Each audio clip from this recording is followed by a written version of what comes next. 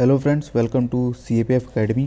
तो देखिए, आज जो बहुत ही डिमांडिंग टॉपिक है कि जो पेपर 2 होता है उसकी प्रिपरेशन के लिए क्या स्ट्रेटजी होनी चाहिए।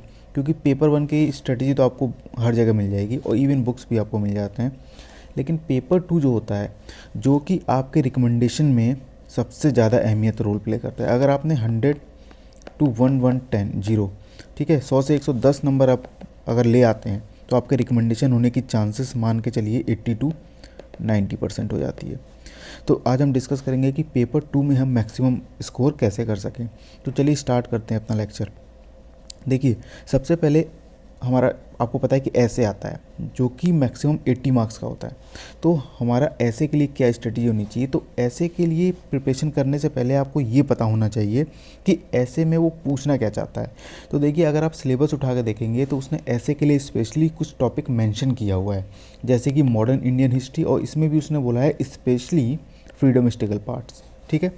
उसके बाद ज्योग्राफी, और ज्योग्राफी में आपको सिर्फ करंट देखना है, ठीक है। करंट क्या टॉपिक चल रहा है उस पर आपको ज़्यादा फोकस करके चलना है। पॉलिटी एंड इकोनॉमी, इकोनॉमी पे भी आपको प्योर करंट फोकस रखना है, ठीक है। उसके बाद सिक्योरिटी, अब इस सिक्योरिटी में हमारा आ जाएगा internal security and external security, ठीक है। मतलब एक तरह से इंडिया के लेवल पे और वर्ल्ड के भी लेवल पे। उसके बाद आपका आता है ह्यूमन राइट इश्यूज़, ठीक है, और एनालिटिकल एबिलिटीज़, ठीक है। और एक और चीज़ में आती है जो इसने मेंशन नहीं किया है, फिलोसफिकल।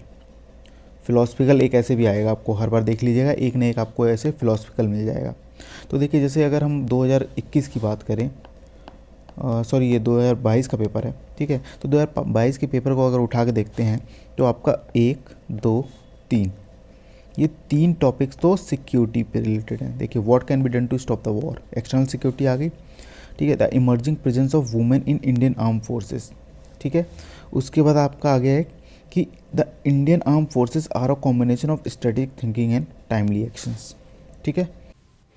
एक ऐसे आपका आ गया इकोनॉमी से, ठीक है, जो अभी इन्फ्लेशन इतना बढ़ गया है तो उसी पे डायरेक्ट क्वेश्चन दे दिया है कि price rise cause and effect. तो क्या कॉज हो सकते हैं, क्या इफेक्ट हो सकते हैं, आप इसको इजी लिख सकते हैं। उसके बाद आपका देखिए एक आ गया है जो लास्ट ईयर आपने सुना होगा, न्यूज़पेपर अगर आप फॉलो करते हैं तो एंडेंजर स्पीसीज़ को लेकर काफ़ी रिसर्च और काफ़ी कैंपेन चल रहा था इनको बचाने के लिए। बहुत सारी जो स्पीसीज़ थी वो लुप्त होने के कगार पे हैं, तो उसको लेके कैंपेन जो था उस पर डायरेक्ट दे दिया है। देखिए, campaign to save the endangered species. और एक आपका ये आ जाता है फिलोसफिकल टच वाला, अ synthesis of eastern wisdom and western sciences, a needed goal for the humanity, ठीक है। तो अब देखिए, अब टेक्निक हमारी क्या होनी चाहिए ऐसे राइटिंग के लिए जिससे हमारी मैक्सिमम स्कोरिंग हो सके। तो आपको पता है कि ऐसे जो है टोटल 4 आपको ऐसे लिखने के लिए आते हैं, ठीक है। 20 मार्क्स ईच होता है, और एक ऐसे के लिए अगर हम डेडिकेट करें तो 300 वर्ड बोला जाता है लिखने के लिए। तो हमें टोटल 1200 वर्ड लिखना है।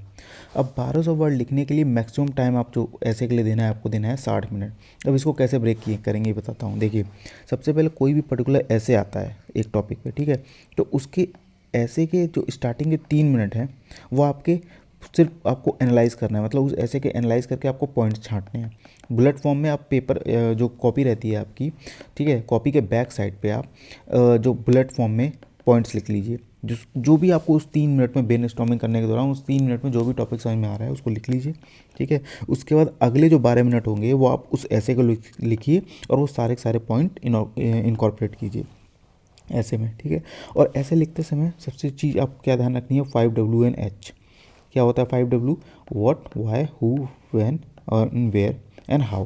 तो ये कोई भी टॉपिक आता है तो वो टॉपिक है क्या, ठीक है, क्यों ज़रूरत पड़ी, और कौन उससे रिलेटेड है, कहाँ के संदर्भ में बात की जा रही है, और कोई पर्टिकुलर जो ऐसे का टॉपिक है उसमें आपको आता है टाइमलाइन, कब इसकी शुरुआत हुई और कैसे हम इसको मतलब बेटर कर सकते हैं। कोई मान लीजिए कोई जैसे प्राइस हो गया, कॉज एंड इफेक्ट, ठीक है, तो उसको कैसे बेटर किया जा सकता है, कैसे उसको प्राइस को कंट्रोल किया जा सकता है। तो वो ये जो 5W and H की बात करते हैं वो जो टॉपिक पे डिपेंड करता है कि वो इन 5 में से क्या चीज़ पूछना चाह रहा है, ठीक है। तो आपको यही 5 लेके चलना है साथ में। उसके बाद एक ऐसे को कंप्लीट कर लीजिए 15 मिनट में, उससे ज़्यादा टाइम देने की ज़रूरत नहीं है। बहुत हुआ तो 15 से 16 मिनट तक पहुंच जाइए। लेकिन कुछ लोग क्या करते हैं ना, एक पहला ऐसे लिखेंगे एकदम बढ़िया लिखेंगे 30 मिनट में पहला ऐसे लिखेंगे, फिर दूसरा ऐसे लिखेंगे 20 मिनट में, उससे ख़राब। फिर बाद में जब उनको लगता है कि टाइम निकलता जा रहा है तो फिर खींचने लगते हैं, तो आगे के 2 टॉपिक बहुत ही जो ऐसे होता है ये तो बात हो गई कि ऐसे लिखते समय क्या क्या ध्यान रखें। अब सबसे इम्पोर्टेंट जो टॉपिक जो सवाल पूछा जाता है मुझसे वो कि सर प्रिपरेशन कैसे करें ऐसे की। तो देखिए उसके लिए सबसे पहले तो आपको आदत डालनी पड़ेगी डेली न्यूज़पेपर में जो एडिटोरियल पेज आता है उसको पढ़ने की। उससे आपको क्या क्या बेनिफिट मिलेगा, एक तो आपकी वोकैब अच्छी होगी, ठीक है। दूसरी आपकी जो एनालिटिकल एबिलिटी होगी उसमें, ठीक है, क्योंकि एडिटोरियल कोई ना कोई ऑथर लिखता है, ठीक है, कोई ना कोई साइंटिस्ट लिखता है, कोई ना कोई ऐसा एनालिटिकल पर्सन लिखता है उस पर्टिकुलर टॉपिक पे जिसकी मास्टरी होती है, तो उसके वो सारे पॉइंट्स कवर करता है, मतलब गुड बैड और सजेशन। तो ये तीन चीज़ आप जब एडिटोरियल में पढ़ने लगेंगे तो आपकी एनालिटिकल एबिलिटी है वो बढ़ने लगेगी, ठीक है ना। उसके बाद आपको मैगज़ीन एक डेली पढ़नी है, मतलब करंट जो मंथली मैगज़ीन होती है वो पढ़नी है। डेली आप रीड कीजिए इसको ताकि आपकी जो करंट पोर्शन है, ठीक है ना, क्योंकि आपको पता है कि ऐसे में मैक्सिमम करंट से ही आता है, तो करंट पोर्शन आपका स्ट्रांग होगा उससे। उसके बाद कोई पर्टिकुलर मान लीजिए कि जैसे बच्चे तैयारी करते हैं तो ग्रुप में ही रहते हैं, ठीक है ना, ग्रुप स्टडी करते हैं, तो ग्रुप डिस्कशन कीजिए। ग्रुप डिस्कशन करने से क्या होगा, देखिए अगर कोई पर्टिकुलर लाइन को मैं पढ़ता हूँ और आप पढ़ते हैं तो आप उस लाइन को एक अलग तरीके से एनालाइज करते हैं और वो सामने वाला किसी अलग तरीके से एनालाइज करता है। तो अगर आपस में आप डिस्कशन करेंगे तो आपको देख लेना, कभी भी आप डिस्कस करके देखिए किसी पर्टिकुलर टॉपिक पे, आपको 1 से 2 पॉइंट्स बहुत ही अच्छे और अलग इनोवेटिव टाइप के मिल जाएंगे, ठीक है। मतलब एक तरह से ये म्यूचुअल बेनिफिट होता है जो जो ग्रुप डिस्कशन की जाती है। उसके बाद जितने भी आपके गवर्नमेंट स्कीम्स हो गए, ठीक है, और जितने भी डाटा फैक्ट हो गए वो आपको पढ़ना याद करना पड़ेगा, क्योंकि आप ऐसे में अगर कुछ डाटा वगैरह डाल देते हैं तो उसमें आपके जो स्कोरिंग के चांसेस होते हैं ना वो बढ़ जाते हैं। उसके बाद अब आपको क्या करना है कि जितने भी ऐसे के टॉपिक हैं लास्ट ईयर के क्वेश्चन पेपर उठा लीजिए और ऐसे के जितने भी ऐसे आ रखे हैं उस पर आप क्या कीजिए, प्रैक्टिस कीजिए, उसको लिखिए, ठीक है ना। तो आप पहले आप क्या कीजिए कि डेली या वीक में 2 या 3 बार 3 दिन बैठ के आप ऐसे लिखिए, ठीक है। उसके बाद जब आप ऐसे लिखने की प्रैक्टिस हो जाएगी उससे आपकी राइटिंग स्किल्स भी इम्प्रूव होगी। उसके बाद आप पूरा का पूरा जो एग्ज़ाम जो हमारा पेपर आता है ना उसको आप अटैम्प्ट कीजिए, ठीक है, टाइम लगा के एकदम, ताकि आपको ये देखिए कि आपको 60 मिनट में 4 ऐसे कर ले रहे हैं कि नहीं, ठीक है। उसके बाद आपको ऐसे कभी भी नेगेटिव उसमें नहीं लेके जाना है, ऐसे आपका हमेशा पॉजिटिव वे में होना चाहिए और ऑप्टिमिस्टिक वे में होना चाहिए, ठीक है। अब बात करते हैं आर्गूमेंट्स फॉर एंड अगेंस्ट, जो कि हमारा 40 मार्क्स का आता है, 20 मार्क्स के 2 लिखने होते हैं आपको। तो देखिए हर आर्गूमेंट उसमें आपको 15 मिनट देना है, टोटल 30 मिनट में हमको दोनों आर्गूमेंट लिखना है, ठीक है। उसके बाद देखिए इन आर्गूमेंट्स की भी वर्ड लिमिट होगी 300 वर्ड, 15 मिनट पर टॉपिक देना है आपको। सबसे पहले ध्यान रखिए कि आपको फॉर और अगेंस्ट लिखना जो होता है, तो फॉर में आपको 4 से 5 पॉइंट लिखने हैं और अगेंस्ट में भी 4 से 5 पॉइंट लिखने हैं, तब आप स्कोरिंग आपकी 20 में से 12 से 15 के बीच में आएगी, ठीक है। तो इसका ध्यान रखिएगा। अब उसके बाद देखिए कभी कभी क्या होता है ना, आप टॉपिक देखेंगे, कोई पर्टिकुलर टॉपिक पढ़ने के बाद आपको समझ में नहीं आता वो टॉपिक क्या डिमांड कर रहा है। तो कोई भी टॉपिक पढ़ रहे हैं तो एकदम शांत मन से पढ़िए, क्योंकि कभी कभी क्या होता है फर्स्ट रीडिंग में वो टॉपिक नहीं समझ में आता है, तो सेकंड रीडिंग कीजिए और ध्यान से सोचिए क्या कहना चाह रहा है, ठीक है। तो अगर कोई भी टॉपिक होगा आपको ध्यान से पढ़ेंगे तो आपको समझ में आ जाएगा कि एक्चुअली में वो कहना क्या चाह रहा है, तो उस पर आप बेटर लिख सकते हैं, ठीक है, क्योंकि टॉपिक अंडरस्टैंडिंग बहुत ज़रूरी है अगर आपको उसके अच्छे और बुरे पॉइंट लिखने हैं तो।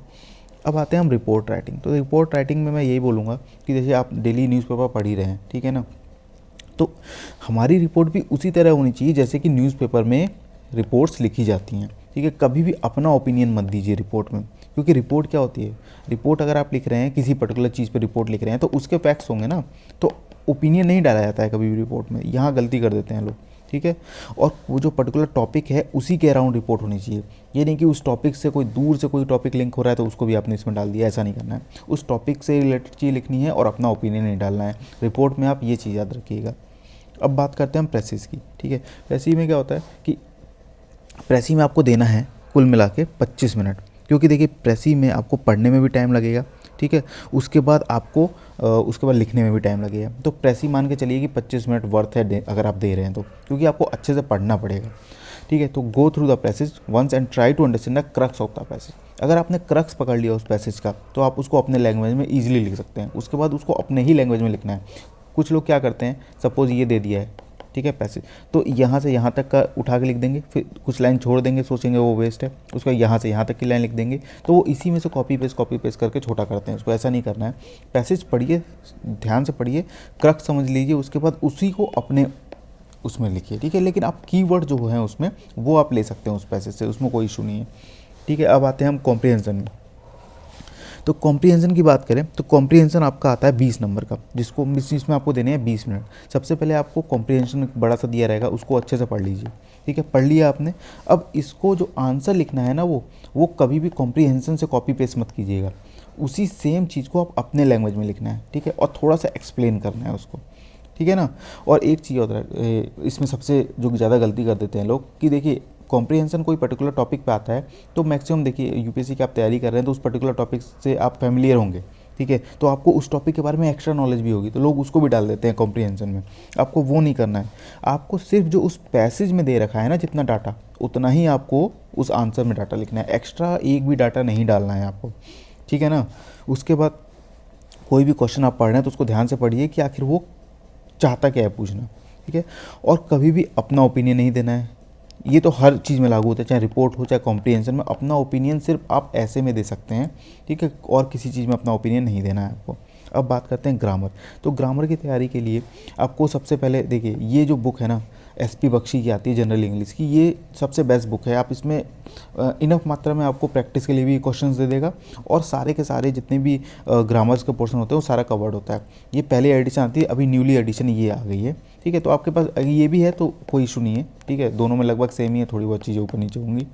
तो एसपी बख्शी, और इसमें सबसे जो मेन चीज़ जो आपको ध्यान रखनी है वो आपको डायरेक्ट इनडायरेक्ट पैसिव है ये। ठीक है, एक्टिव पैसिव हो गए, वर्ड एंड फ्रेजेस हो गए, एरर डिटेक्शन हो गया, और जो बेसिक ग्रामर्स होती है वो पढ़ना है आपको इसमें। ठीक है ना। तो आई होप ये वीडियो आपको फ्रूटफुल लगी हो तो like and subscribe my YouTube channel. Thank you so much. और आपको किस चीज़ पे वीडियो चाहिए काइंडली आप मुझे मैसेज कर दीजिए। ठीक है, या कमेंट बॉक्स में लिख के दे दीजिए, तो मैं उस पर नेक्स्ट वीडियो उसी पे बनाऊंगा। Thank you so much and good luck for your exam.